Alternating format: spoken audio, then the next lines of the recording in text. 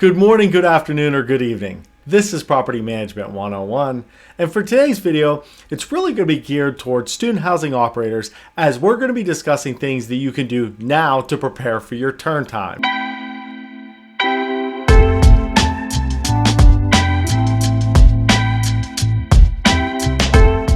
This video will apply best to anyone that works on the student housing side of the property management industry.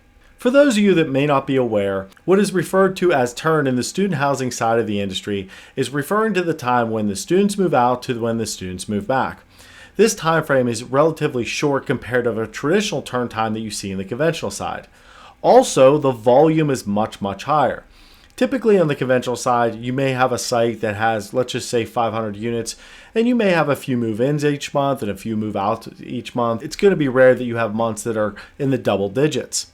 But in student housing, that is not the case. During turn, it is not uncommon for a property that has 500 units to see 400 move-outs and less than 2 weeks later, 400 move-ins.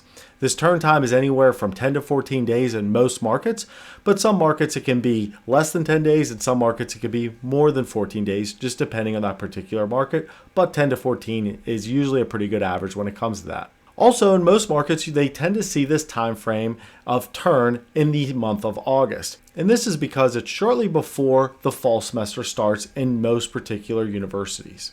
In the industry, turn is often referred to as organized chaos. I have seen annual budgets in the student housing industry where as much as 20% of that entire budget is allocated for the small window of 10 to 14 days of turn. This is why it's so important to prepare for turn as early as possible and make sure you're taking steps throughout the year to ensure your team and your property is ready for that turn time. I've released another video on this topic called Turn in Student Housing. It talks about a little bit more of the basics and some general good practices when it comes to turn.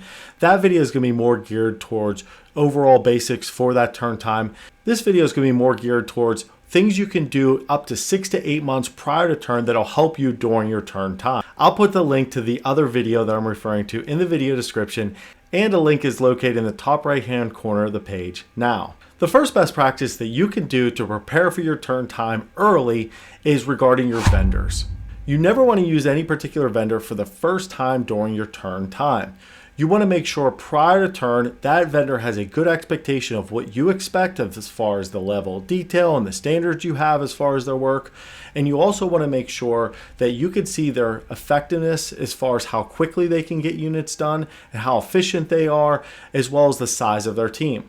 So using your vendors throughout the year is a good way to really test out to see if they're able to handle the volume and turn time required during the turn process. The other aspect that you want to collect from your vendors is you want to collect bids for the work that will be needed during turn. Typically, turn time requires a different level of volume and turnaround time than it does throughout the year. So you want to make sure with your vendors you prepare them as far as what's going to be expected, but also what you and them agreed to as far as the time frame that you need and the amount of units you possibly need to be turned over that time period. With this collection, you also want to make sure you verify the insurance paperwork the vendors have on file and the insurance paperwork they give you prior to turn. Does it expire before turn? Is everything going to be up to date? Is that insurance paperwork provide coverage throughout the end of the turn time? These are things you want to make sure that you have collected, because the last thing you want to do is have a lack of insurance paperwork be a situation where something happens and you don't have coverage for that particular vendor at your property, or they're waiting for a payout and your company has a policy that no payout will be given if they have outstanding insurance paperwork that's not been collected. So you want to make sure that every bit of information as far as your insurance coverage for any of your vendors is collected, submitted before your turn time, or at the very least, if you have something on file, it doesn't expire until after the turn time for your particular property. And one more thing when it comes to preparing your vendors. I always think it's a good idea for any vendors that has ongoing maintenance done at your property that you have this scheduled out during your turn time, eliminating one less thing that you need to worry about during the turn process.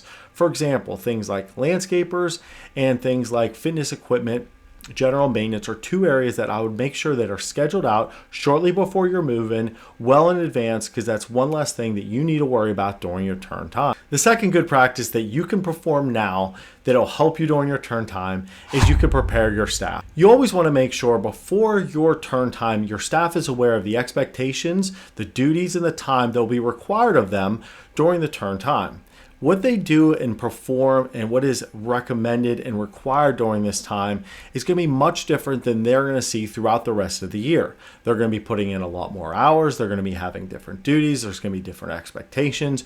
So keeping them aware of this prior to turn is a really good thing that I would highly recommend when it comes to this, especially your employees that have never been through a turn time before. I would also recommend when it comes to your leasing staff, when it comes to your managers, when it comes to your maintenance staff, you want to start having regular meetings at least once a week as early as April regarding your turn time.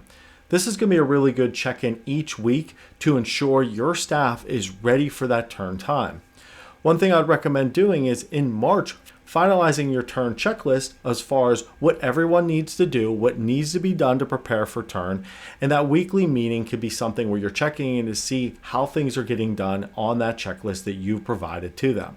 And maybe not every week you have the entire staff there. Maybe each week you have your managers there and maybe a maintenance supervisor there. I always think it's a good thing at least twice before your turn time you have an entire staff meeting to go over what they can expect during the turn time. If you're enjoying this video and you're learning something new, please don't forget to like, subscribe, and turn on notifications for future videos. And the last good practice that you can perform now to help you with your turn time up to 6 to 8 months before your turn time in the month of August is that you can prepare when it comes to your supplies.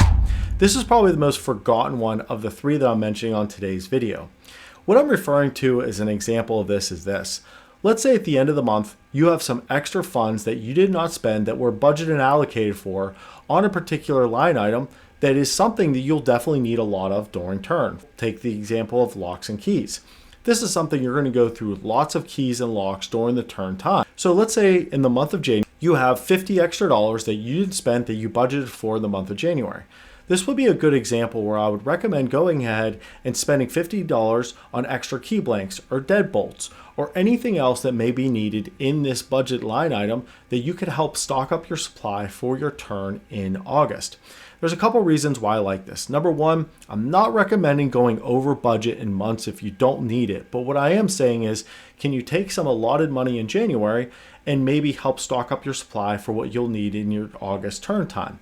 What you don't want to do is make all of your orders in July because a lot of times that item may be out of stock. And if it's out of stock, you're not going to have it ready for your turn time. So by ordering things early, when you have the allocated funds for that particular line item, is a great way to stock up your supplies with enough time prior to turn. As mentioned already, you want to look at things like locks and keys. You also want to take in consideration things like doors, appliance parts, cleaning supplies, outlet covers, air filters. There could be a number of other things that I've not shared with you as examples. Think of anything that you use a lot of during the turn time, and these are things I would recommend considering at the end of each month. Can we stock up on some of these items in preparation for our turn? And for a video recap today, please keep in mind these three things that you can do well in advance before your turn time to help make your turn as successful as possible. Number one, you really want to make sure you're preparing your vendors. Do they have a good expectation of what you require for them during that time frame? All their insurance paperwork collected. Is that insurance paperwork that's collected not going to expire until after sometime during your turn time? So these are some things when it comes to your vendors I would highly recommend. The second practice that you want to make sure you're performing early is you want to prepare your staff. Have some regular meetings with your team to make sure they're prepared. Start giving out checklists, start working off different lists to ensure that come turn, you are ready as a team. You also want to make sure you're collecting of your staff, especially your part-time workers, if they have any other requirements during the time frame of turn. If not, make sure they're putting that priority to your schedule and you're getting them on the schedule quickly and letting them know what's going to be expected from a required time that's going to be needed during turn. And last, supplies. This one is often forgot about. What can we do throughout the year that doesn't allow us to go over budget, but also gives us the opportunity to purchase supplies early to ensure we have enough supplies for our turn time? This is a really good thing to have a check-in maybe at the 25th of each month with your maintenance supervisor. Maybe you have 5 or 6 line items within your budget that you're focused on. Hey, these are opportunities where we have each month to review to see if we have any allocated money left in these line items so we can purchase them and have these supplies ready in stock for our turn time. If you enjoyed this video and you learned something new, please don't forget to like, subscribe, and turn on notifications for future videos. Before putting any of these practices into place, please watch our updated disclosure video as well as our updated why we do this video, which is the channel's why. And I'll be providing a link to both of those in the video description. And to stay on top of industry news, polls, and video releases, please feel free to connect with our LinkedIn and our Instagram page. If you have any questions about this video or any of our videos, feel free to leave a comment. I'll be happy to address it for you. Happy leasing!